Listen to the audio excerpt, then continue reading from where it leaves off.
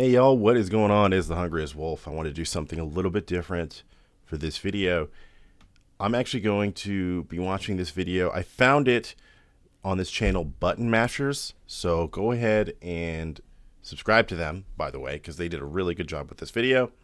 But it basically talks about how history might be repeating itself with Fatal Fury in the same way that it did with Street Fighter Third Strike. Now, I don't know if many of you guys know, but Street Fighter Third Strike back in the day, when it came out, it wasn't really like a celebrated game. It didn't really have a huge following until a few years later with events like Moment 37, like you're seeing a screenshot of from Evo and things like that. And it kind of like became a classic after release. There's a lot of reasons for that. But I think ButtonMashers probably going to go into some of those reasons, and I wanted to talk about this. I wanted to react to this and talk about this. So anyway, let's check this video out. I don't want to go too long. Third Strike is known as one of the most influential and relevant fighting games of all time. It paved the road for modern games to be the way in which they are. It inspired gameplay mechanics and design, aesthetics and visuals, and one could even say a lot of kids, adolescents, and young adults that later transformed into the developers of your favorite new fighting game. So the footage that you guys are seeing, if you don't know about this, which you probably should if you're watching this channel, you probably should know, that was Evo Moment 37. That was when Justin Wong got his Chun-Li super perfect parried by Daigo and lost the match there. Probably one of the most hype moments in fighting game history. Put fighting games kind of on the map. Put Street Fighter 3 on the map of like, wow, this game's like super technical and crazy. Yeah.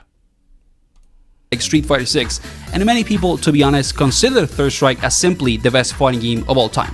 But this game was not always a huge, iconic, legendary entry in the series.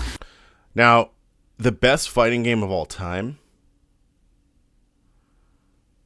I don't know. Very good. I'm not like the biggest Street Fighter 3 fan. It is a very technical game though. Like, it's a game that you need to have a high level of execution precision in order to play. And that's where like that game, that Moment 37, came from, right? It's like that was like the craziest, highest level of execution you could possibly do, right? At least at the time, at least we knew of for the time, right? So, I mean, it's still pretty legendary.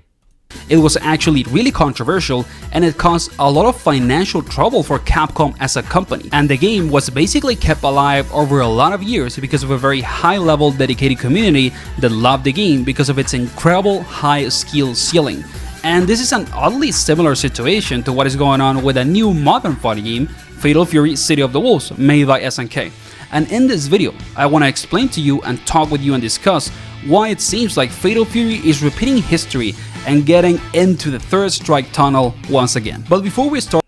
So, this is actually interesting too, because when Fatal Fury was announced and like people got to play it, people realized, wow, this game has a lot of mechanics and a lot of high execution requirements. Now, you do have something like, you have your smart mode and all that kind of stuff, obviously, but that mode is like, that button mode is not really used, right? It's not really designed to be used because there's certain things you just can't do.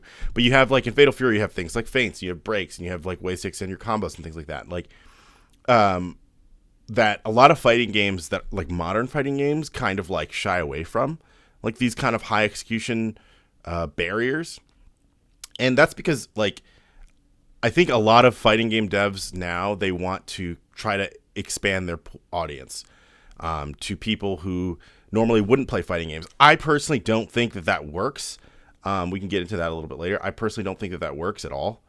But I think that that's what's happening, and Fatal Fury just doesn't do that.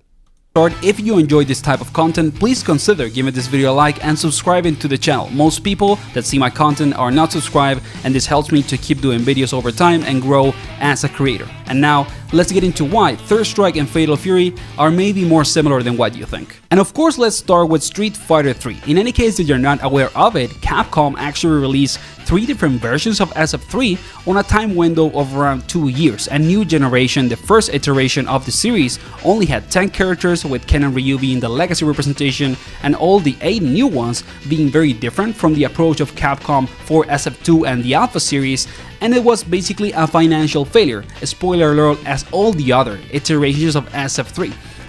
So also I want to note there that, like, I don't think he's going to mention this, but I want to note that originally Ken and Ryu were actually not even supposed to be in Street Fighter 3. They were originally not going to be in the game. And I think that there was like some sort of announcement or some way, like the community, like the players found out, and it was like, dude, you can't have Street Fighter without Ken and Ryu. Like, what are you doing? But originally, yeah, like all of the characters were going to be replaced. And I think that if that had actually happened, I don't think that we would have even seen another version of Street Fighter 3. I think it would have been worse than what we thought.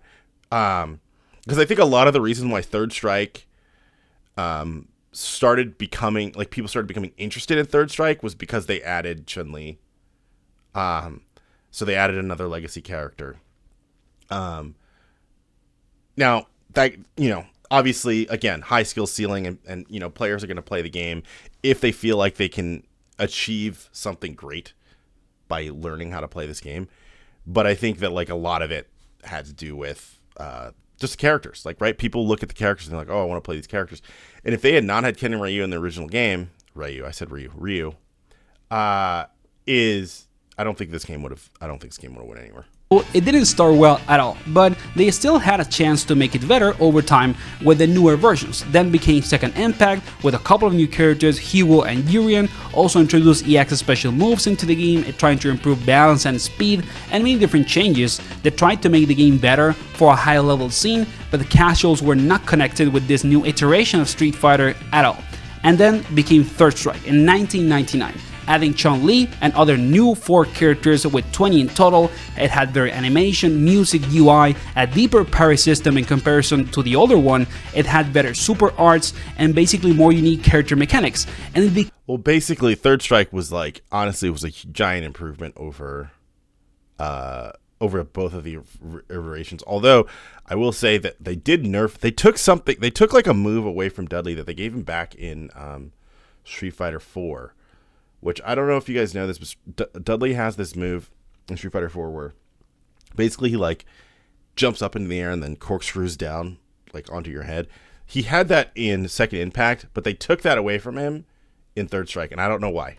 So I've always had beef about that. Became in many ways over time the definitive high-level Street Fighter game. But still, even with all of those changes and Capcom actively trying to make Third Strike the best possible game, it was not doing good at all, and it was a huge, immense financial failure for Capcom. And the other thing is that at this moment in time, the arcade industry in North America was actually in the decline because...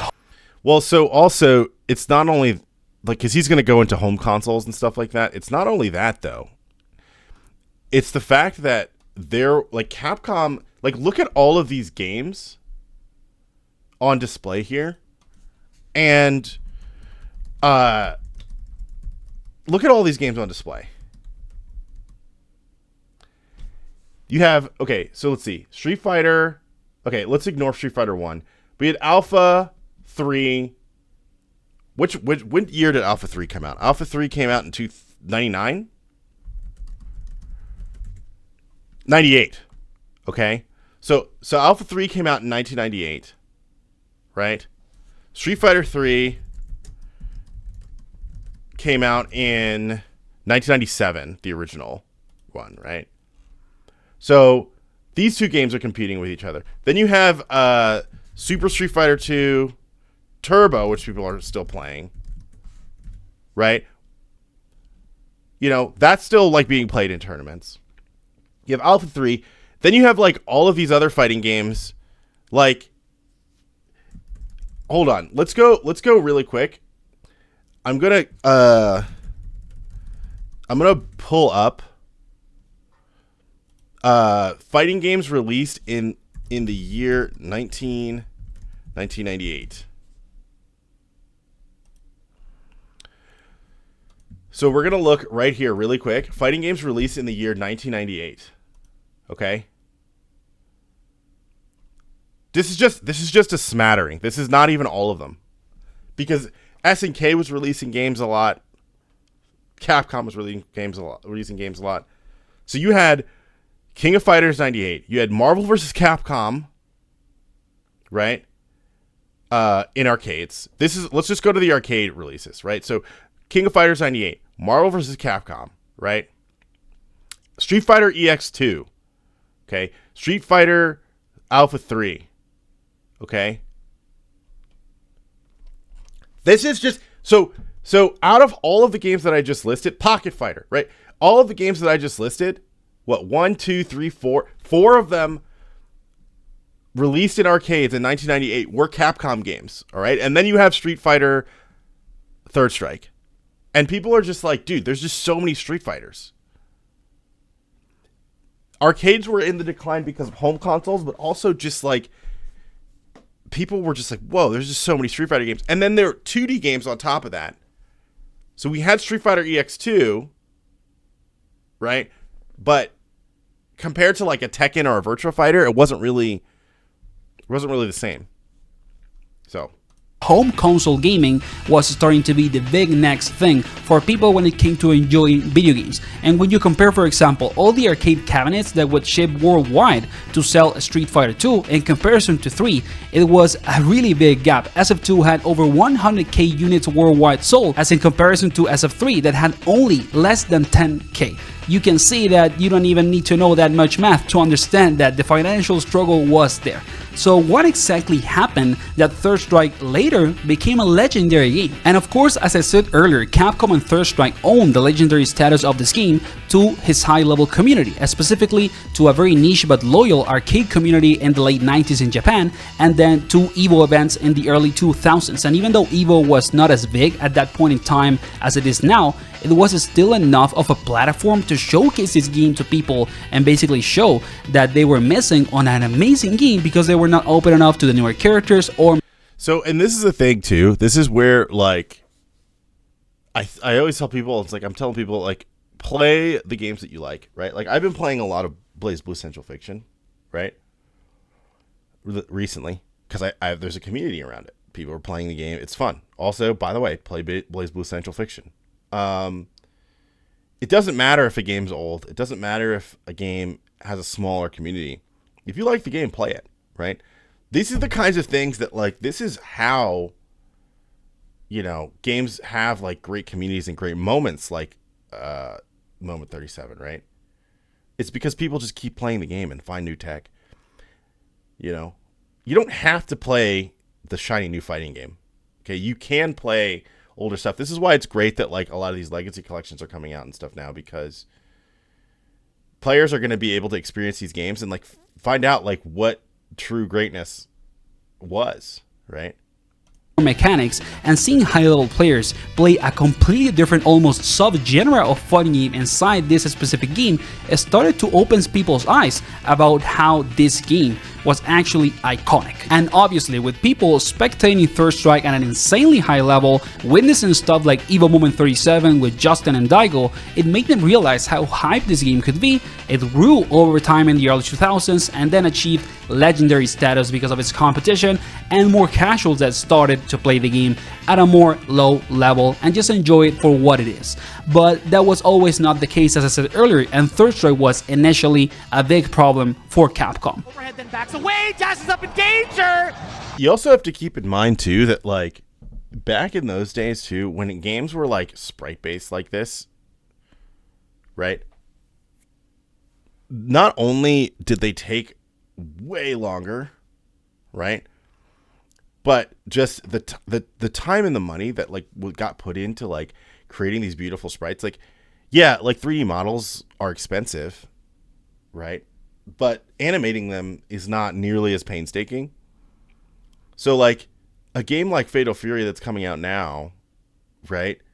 Sure, it can have like struggles and all that kind of stuff, and maybe, you know, their budget might be a little bit higher due to inflation or due to just, you know, fidelity, size of the team or whatever.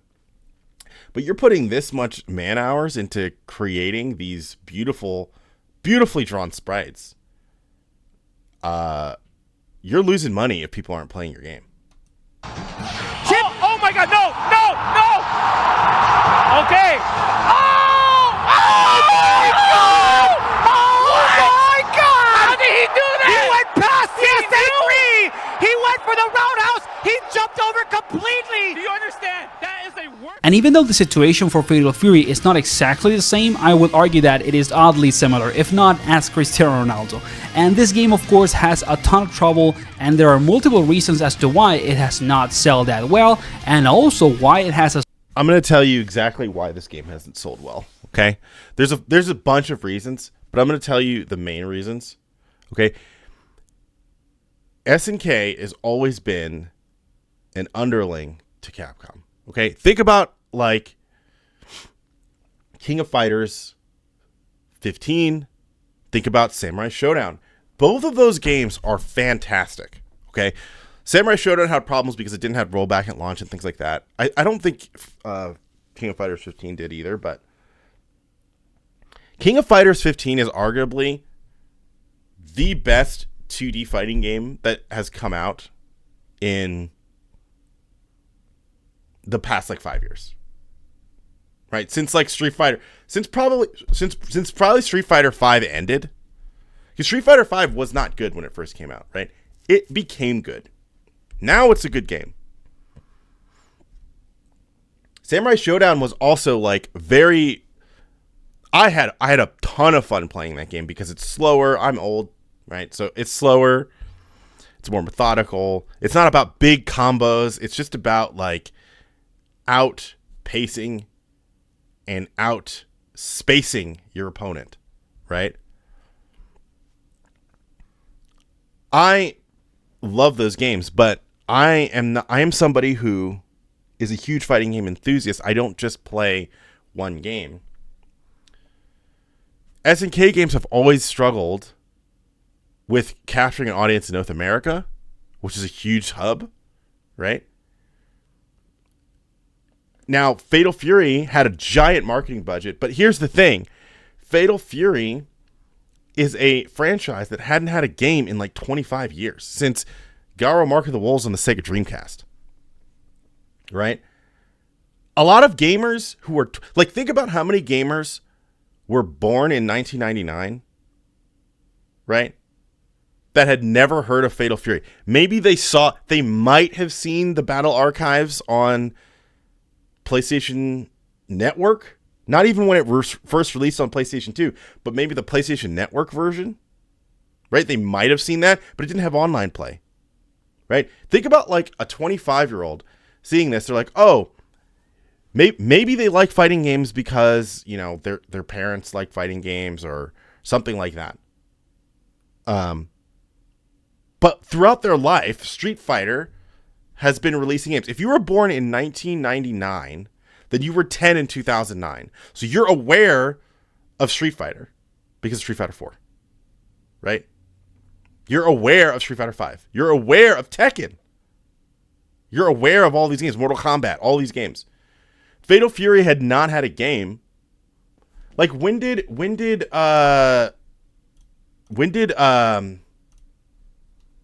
King of Fighters 14 come out?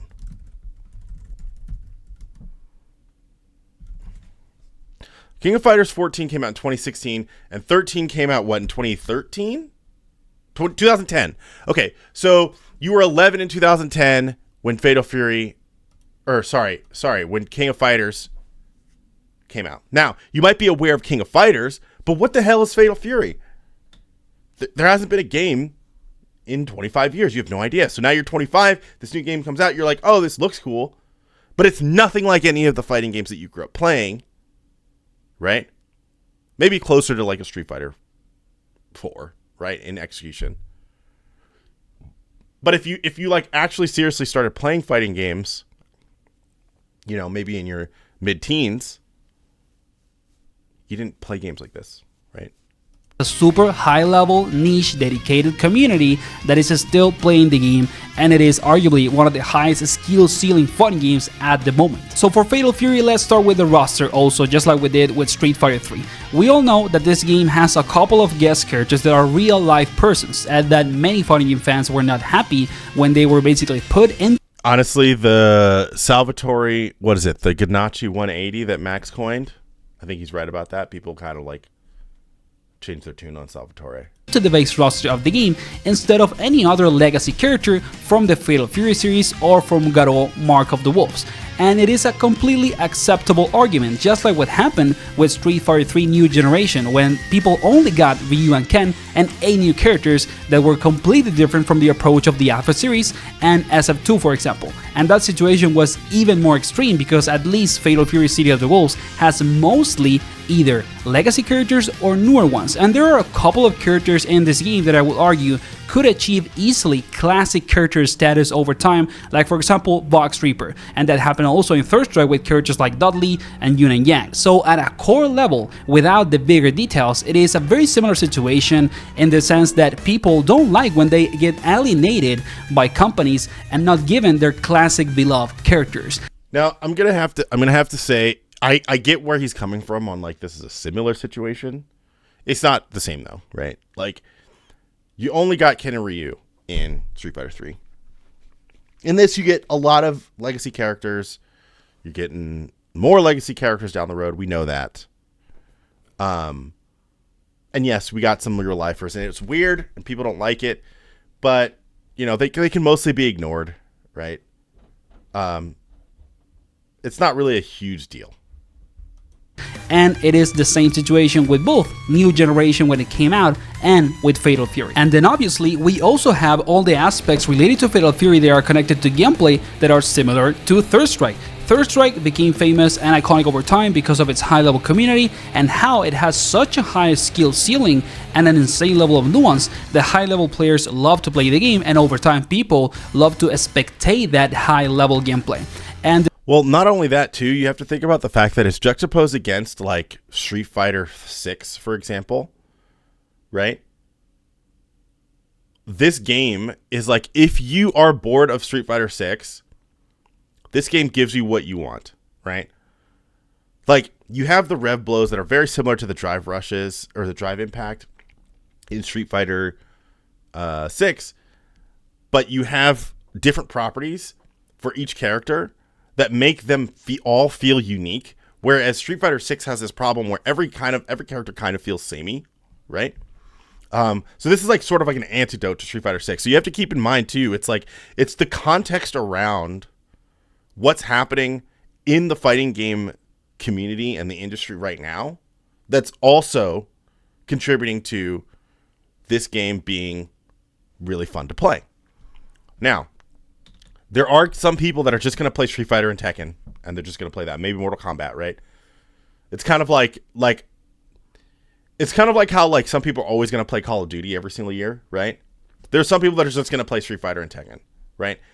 And they're just going to have to deal with that. But I think over time, especially as this game evolves and changes, especially when they like put in some of the new rank mode changes and things like that, we're going to see more people playing. Now, I think that even putting Ken and Chun-Li, I think already putting Ken in the game has given people a lot more interest as well. So we'll see. The same is happening with Fatal Fury. It just had its first tournament at EVO, and it was easily one of the most hype and insane grand finals in the whole event, and it was also an insanely high level gameplay. Now, it is exactly not the same situation as I said earlier, because with Third Strike it was actually a revolutionary thing when they applied the parry system and changed the whole like 2D level of interaction for fighting games.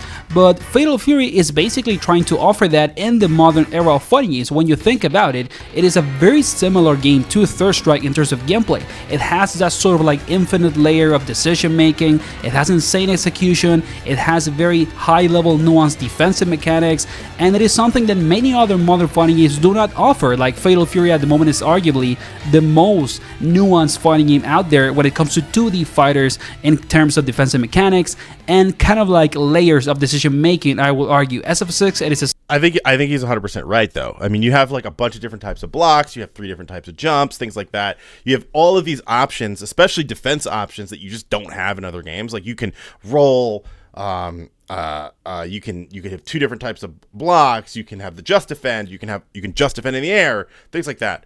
This game is very, very super nuanced, and from like on any level, it's just more layered than Street Fighter 6, just arguably. Still a super complex game, but I would say that it is a much straightforward gameplay in comparison to something like Fatal Fury, and I say this without any intention of roasting any other 2D fighting game. At the end of the day, now the interesting thing about that too is that the gameplay loop of Fatal Fury, like when it comes to like building combos, it's a lot more straightforward than Street Fighter 6, I think, right?